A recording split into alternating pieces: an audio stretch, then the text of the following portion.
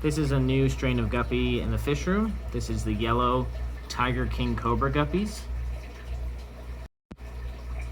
I've had these guys acclimating for about a week now. This is their quarantine tank, but it might end up being their permanent tank.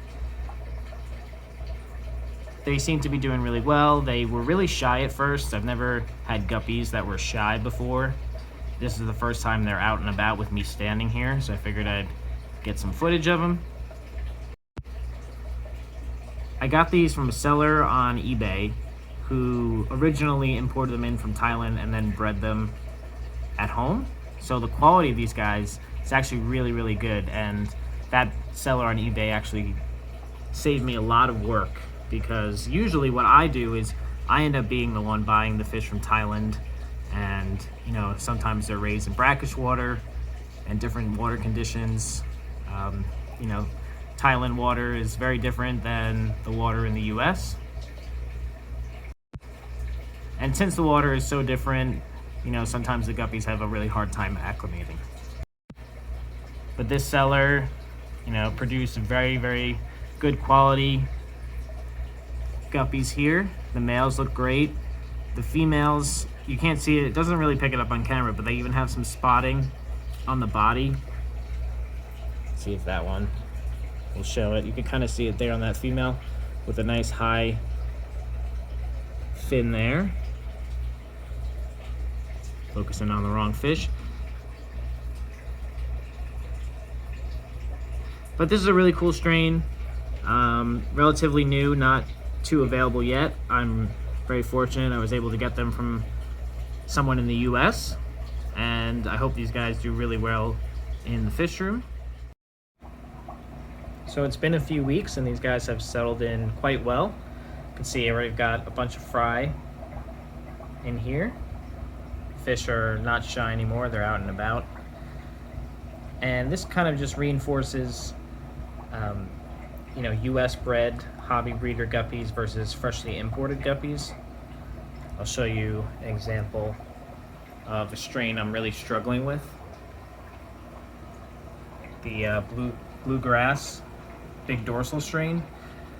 I bought one trio that none of them made quarantine, even though I medicated and all of that. And I do have one female who looks like she's about to drop, but I have the male here who's not doing great. Those fins, I put medicine in here, there's salt in here, but really struggling with this strain. They were imported and then sent to me from someone on eBay. But this female, you can see, is nice and fat. I'm hoping to get fry from her.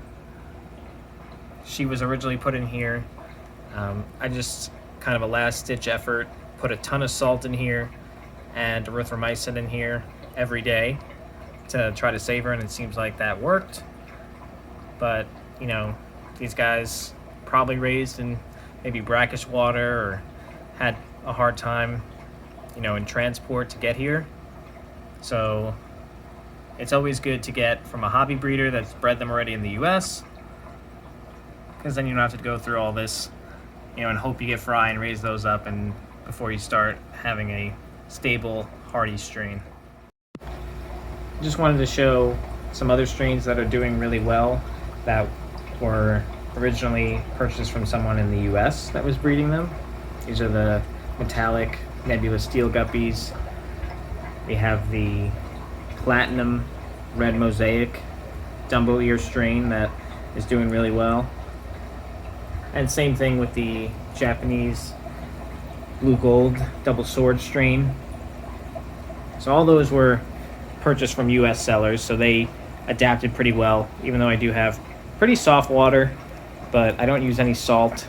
So these guys, they adapted really well. And it looks like the yellow Tiger King Cobras are gonna, follow suit, hopefully. Same can't be said for these 24 karat gold guppies. These guys were a year and a half project. I started out with one trio that wasn't doing so well, so I ordered a second. Ended up with one female from each of those trios.